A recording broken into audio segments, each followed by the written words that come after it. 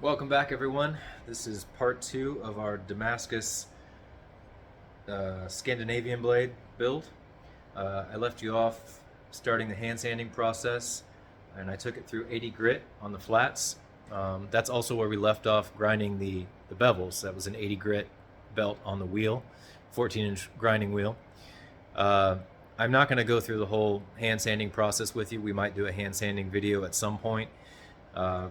Going through my method, but the long and short of it is I'll be going up through the grits. We started at 80, and I'm going to work my way all the way up to about a 800 or 1,000 grit hand sand. We'll probably leave the bevels right where they are at 80 grit. This is what they look like when you do a good job with the bevels on the wheel, and I'm happy with that. When we put it in the etch, that should look pretty good. There were, in the process of hand sanding, I ended up putting some lengthwise superficial scratches on the bevels, and that's from in between changing sandpaper.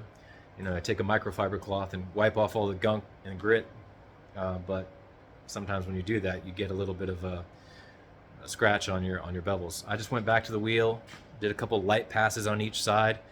Always get a little nervous when I do that because the bevels are really easy to screw up, and it's a lot of work for nothing if you mess that part up.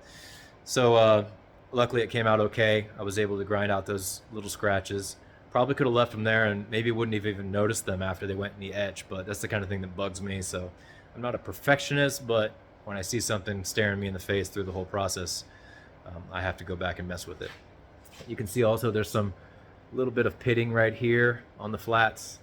I'm not really worried about that. That's going to get sanded out. Next grit is 120, so going from 80 to 120, I'll get through that a little bit. So really the main thing is I want to make sure I get all the grind lines out from the previous grit. In this case, it was 60 grit on the surface grinder, and I had a lot of lengthwise deep gouges in the blade. So I took the 80 grit until I have no evidence of that 60 grit anymore. And I'll do the same thing with the 120. I'll keep going until I can't tell that I ever used 80 grit, until all the 80 grit grind lines are gone. A lot of people will go in opposite direction in between grits to make sure they've completely eliminated, and that's a good idea. I personally don't really do that. I kind of attack it diagonal a little bit and go all over the place, but I'm still relatively staying lengthwise with the blade. My rule of thumb is that when I can't see any lines anymore from the previous grit, I keep going for a few more pieces of sandpaper, so past the visual point. And then I feel like I'm pretty comfortable moving forward. And it seems to work for me. We'll end up with a pretty well polished blade here. So yeah, I'm not going to walk you through that whole sanding process, but I'll come back when I get it up to a relatively finished surface, and then we'll dip it in the acid etch, and we'll start from there. All right, stick around.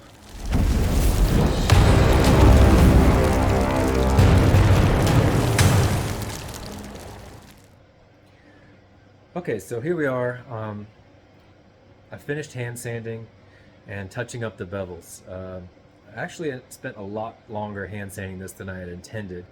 I did have to go back down through the grits, and that's what happens when you rush through the grits, when you skip to the next sandpaper too quickly. I got up to about 600 grit and maybe 800, and then I realized that there was still some scratching from down in the 180, 240 area, somewhere around there. So I went back, did it all over again, and very happy with the way this came out. A lot of work, but here we are. You may notice we've got a little bit of a void right there. I don't know if you can focus in on that or not, if it's focusing in on that or not. It's unfortunate when something like that comes up at this stage because you're so deep into the process, but I'm not going to worry about this. And the reason being is that I don't think it's serious. I spent a little bit of time chasing it, doing some which is another reason why I spent a lot longer on hand sanding. But it didn't seem to be really getting any deeper or wider. And if you were to look really closely, it doesn't travel into the bevel, which tells me as you drop off into that lower level, because it's not there when you go down to that lower level, we kind of step down. It tells me it's not a deep void. So I'm not gonna speak for Bob Ross, but if he were here, he might say that it's a happy little accident. It's just sometimes you pick up little imperfections like that, but I don't think it's anything that would affect the function or even the beauty of this blade. That's what happens when you forge weld and you're working with raw metals like that. Now we have the blade all ready to go into the acid etch, into the ferric chloride.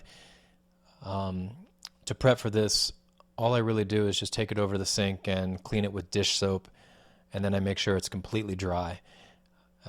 Just wash it real good with dish soap. I don't like to use acetone like a lot of other bladesmiths do, because I found that acetone will sometimes leave some patterns on the blade when you pull it out of the etch.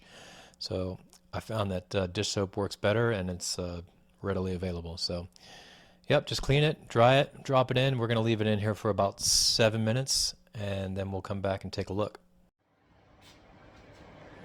Okay, so here we are after the etch. You can see that pattern has really come alive.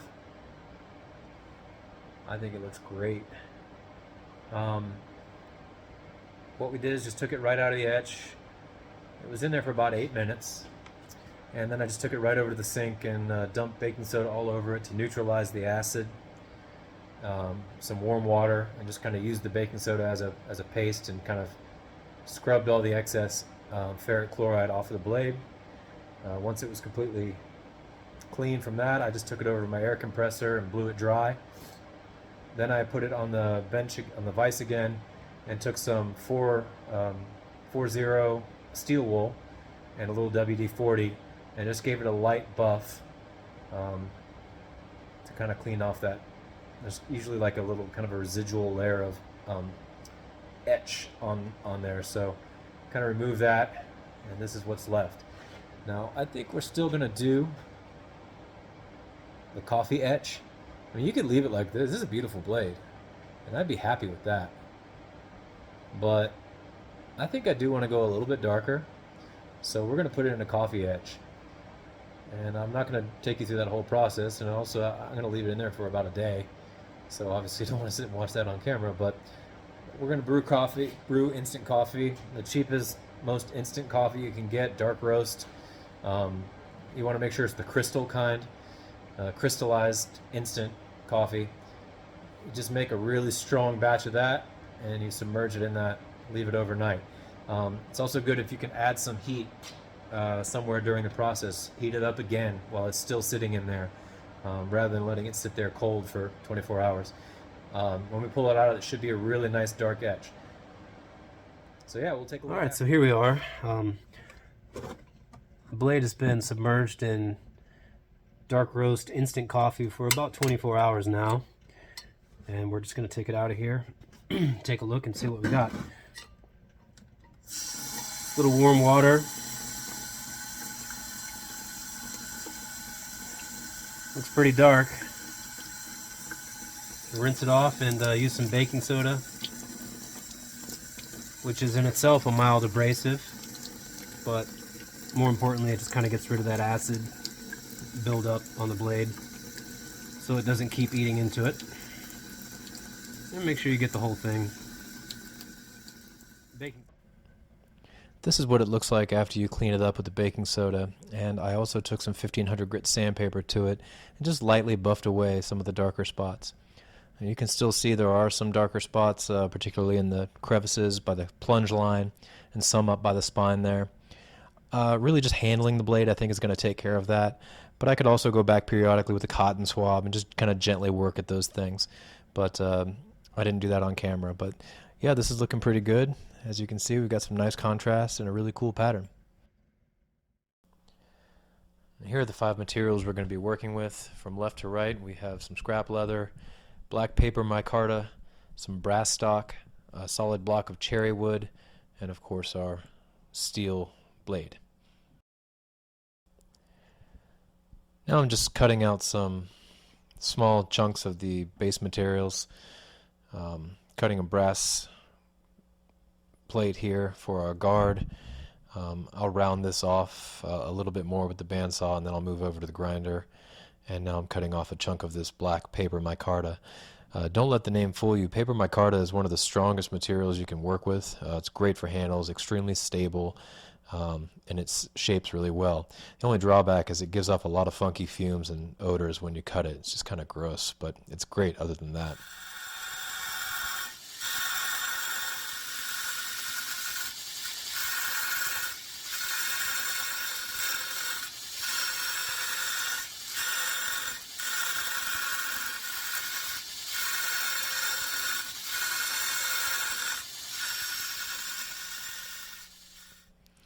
And now I'm just working this down into a sort of oval shape. I'm not being too exact at this point. You can still grind this and sand it once it's on the blade. The difficult part is trying to polish and sand the flat surfaces.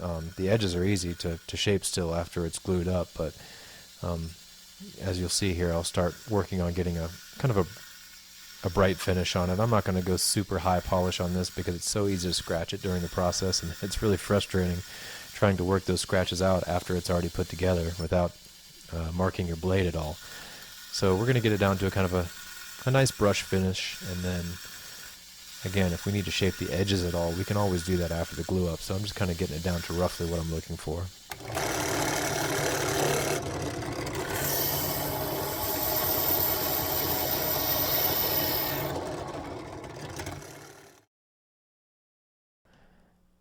Now I've taken some measurements on the tang, right where it meets the shoulder of the blade. I've measured the height of the tang and the thickness of the tang at that point. You want to make sure you use a drill bit here that's no bigger in diameter than the thickness of the tang.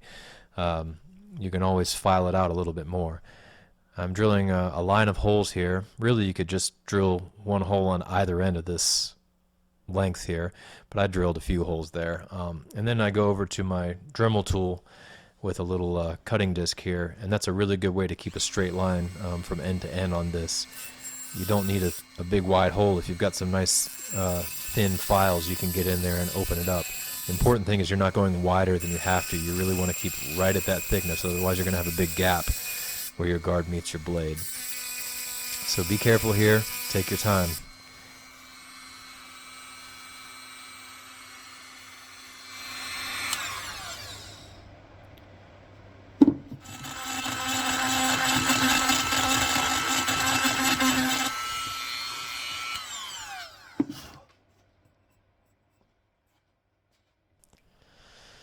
As you can see, I'm just working on getting this slot to the right size. You want to take this really slowly and not overshoot it, otherwise you're going to end up with a big gap around the tang where it meets the blade. Right now I'm just using this little diamond coated bit that I got from Harbor Freight. These come in like a 20 pack, different shapes and diameters. This is a really great tool for getting that slot to the right size. Right now I'm using a little straight shank one, and that particular shape comes in a few different diameters, so you can actually progressively work up to the thickness of the tang. This is how I like to do it. As you can see, in conjunction with these little Nicholson files that I have, I like the flat ones for getting those little waves out. And by the time I'm done here, I should have a pretty straight slot along the length of it. But take your time. Keep checking with your blade. It'll sneak up on you. You'll think you'll have a long way to go, and then you'll make 5 or 6 passes with the file, and next thing you know you've gone too wide and you have a big gap. So be careful you don't go too far too fast.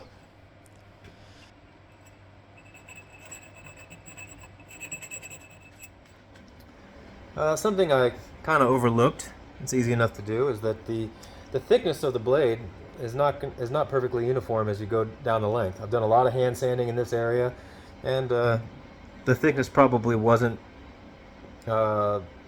consistent all the way throughout anyway from the surface grinder, because we got as close as we could. But as you can see, as we get up close to the shoulder here, we've got a thickness of about 3¼ millimeter, 3½ on that side. But down here at the bottom, we've got almost 4 millimeters thickness. And that won't do, because we need to slide this guard up from the bottom, so it needs to be the same thickness here as it is here, or a little less here, so we can get it all the way up there. That just means we need to go back and kind of shave this down. This can be a little tricky because the blade is finished. So I'm going to wrap this up now in some painter's tape, and we're just going to take away some of this material in the back, so when we do get this slot cut out, we can slide it up there.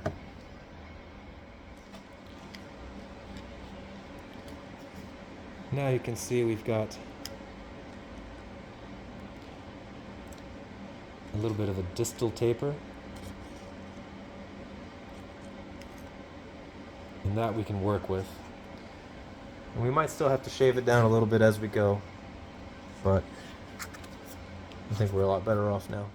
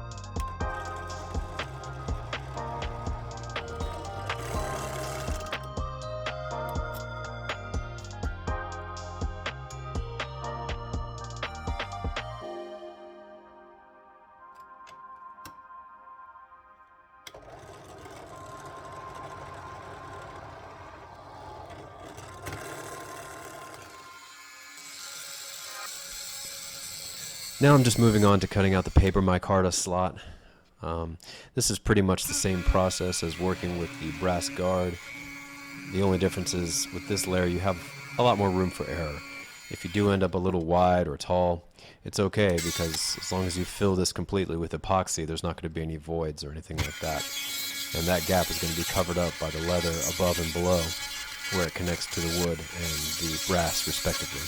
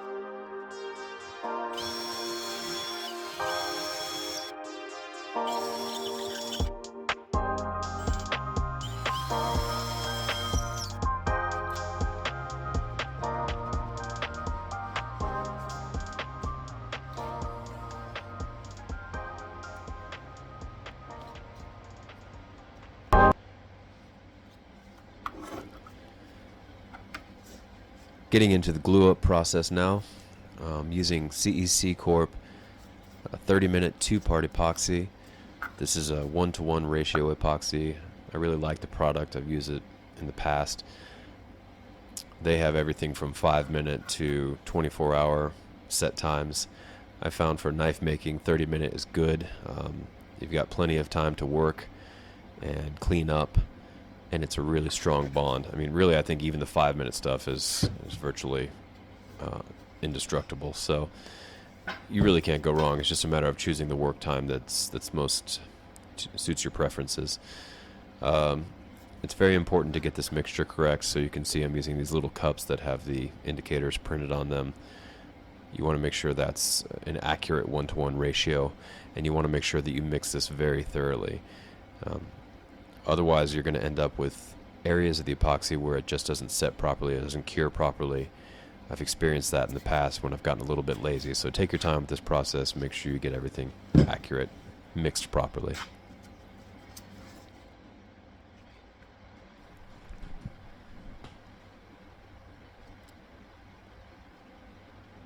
And you can see I'm not going too crazy with how much epoxy I put on these upper layers. Just making sure I have good surface coverage, and I'm sealing all the gaps along the tang where they meet. You don't need epoxy gushing out all over the place as you work. This stuff is messy enough as it is. And it's good to have a solvent nearby to clean up as you go. I like to use acetone. You can see that hole in the tang. Ultimately, that's going to act as a sort of pinhole.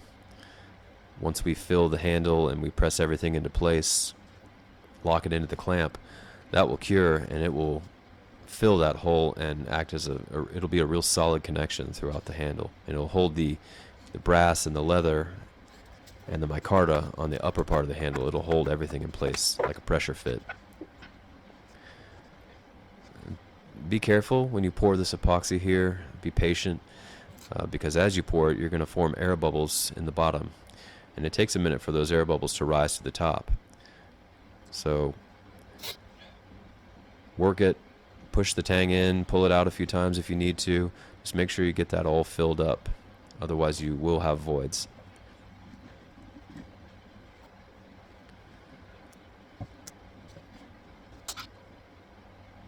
Try my best to keep it clean as I go here with the tongue depressor. You'll notice I like to keep the blade pointing up through most of this process because, otherwise gravity is going to pull that epoxy down over your guard and get into the gaps where your blade meets the guard. It's just going to make it a lot harder later if you don't. So I try to keep it pointing up and let gravity do its job. A little bit of cleanup here will save you a lot of trouble, because once that stuff cures, it's really hard to clean that guard off again.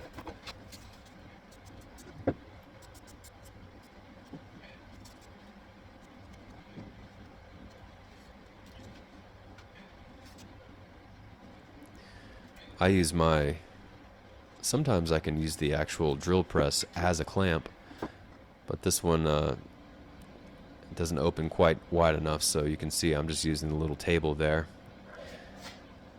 And I've got it locked in place. I've got a little piece of wood on the top to kind of bite down on it, and this will hold pressure. Make sure it doesn't skate left or right on you as you do this. Make sure it's straight as it's drying.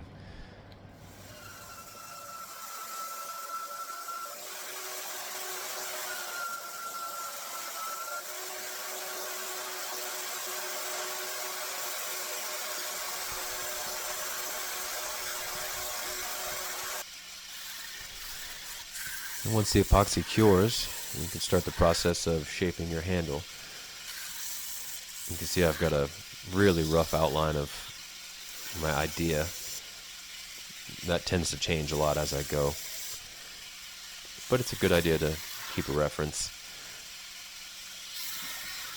I also like to make an outline of where the tang is sitting. That way you don't dive into it as you're cutting away material. Patience is the key here. It's easy to sand off a little more if you need, but you can't go back once you cross the line. So just take your time working through this process. I use a lot of different tools and materials to attack this. I hand sand, I use the grinder. I've got a die grinder that I use my Dremel. Really whatever works for the type of handle that you're doing and the type of wood that you're working with.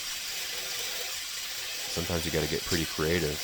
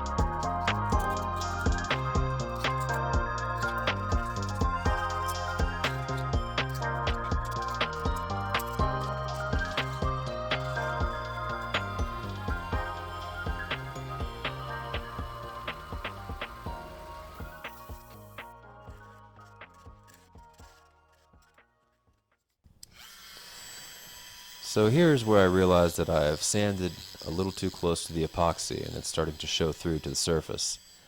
I could have left that alone. From a functional standpoint, it wouldn't have been a problem at all, and really aesthetically it looked fine too. But I wanted to see what I could do with it, so I decided to get my Dremel out and open that hole up a little bit. Kind of feathering it out here, thinning out the edges, trying to make it look a little bit more organic. What I'm going to do is just fill it up with some CA glue and some sawdust from the handle itself. I'm using Starbond medium brown CA glue. Making a bit of a mess of it, but that's okay, we can always sand it off.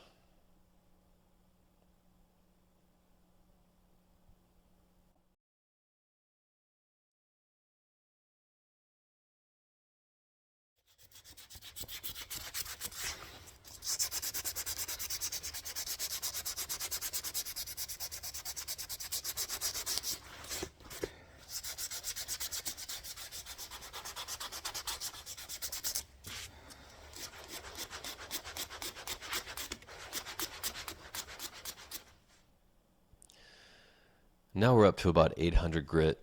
I still have a bit of sanding to do. I'm going to bring this up to 1,000, and as you can see, I've got some grind lines and some scratches that I'd like to work out still, but at this stage I like to sometimes put a little oil on it just to see what the grain looks like and just to get an idea of what kind of color it's going to bring out. So I'm going to put tung oil on. This is one of my favorite parts of the process. I just love seeing the wood pop out and change so dramatically. Just getting a lint-free paper towel. I like to use Viva paper towels. They're really sturdy and they don't have a lot of lint. Just going with the grain here, rubbing it in, and immediately you can see this just takes on this really warm color. Soaking into the leather gets darker. It's also really important to fill that leather with oil, wax, or both.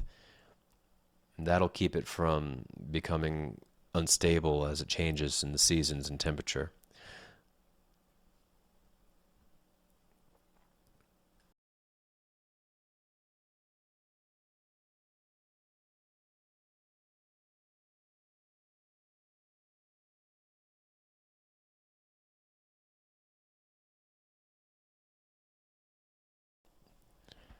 You can see the little void that we filled there with CA glue and sawdust.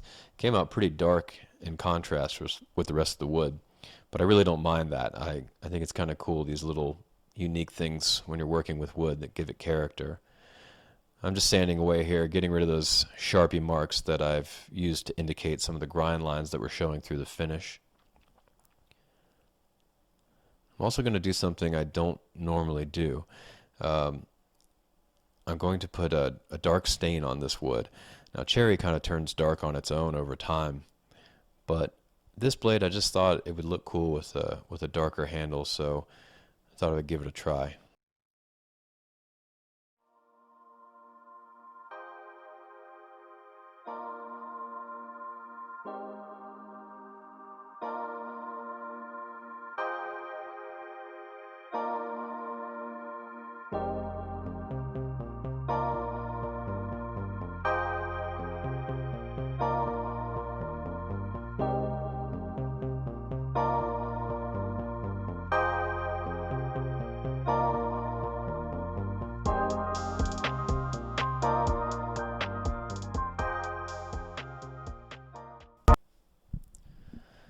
So here's where we are after a couple more coats of stain and a little bit of cleaning up. I still have quite a bit of polishing and cleaning to do, but we've got to put an edge on this, and that kind of creates a mess, so I don't really like to get too much into the cleanup process until after that. But I think it came out really great. We're in the final stretches now, and what has turned out to be a pretty beautiful knife, in my opinion.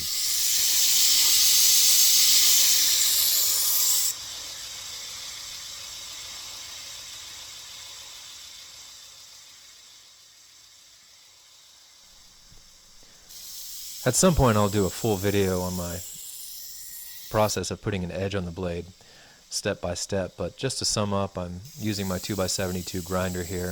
I've got 240 grit on here, and I'll work my way up to 600.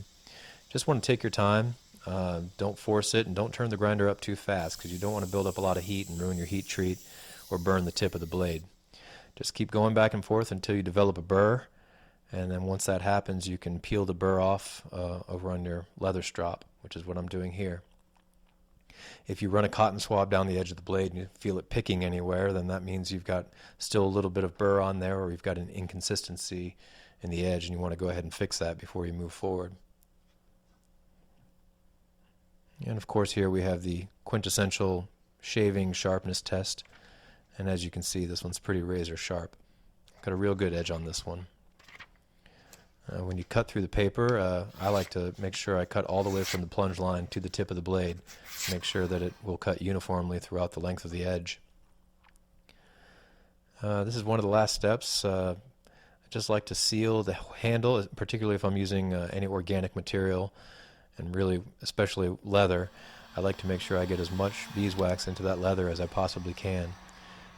It will help resist expansion and contracting as it goes through temperature changes. Once you get it all covered there and it dries, just take it over to your buffing wheel and buff it off, and you can wipe it down with a lint-free cloth. And the last thing I do is just put a little Renaissance wax on the blade. It'll clean it up a bit and gives it a nice sheen, and it protects it and seals it from the elements. And that's the finished product. Really happy with the way this one turned out. This is my first take on a Scandinavian blade. I think it does still qualify as a Scandi, even though it's a little bit bulky, a little bit bigger, but the profile and the balance look right to me. Thank you so much for joining me on this one. This is my first knife build video collection. I hope you'll subscribe to the channel and you'll watch the next one I put together. Really appreciate it.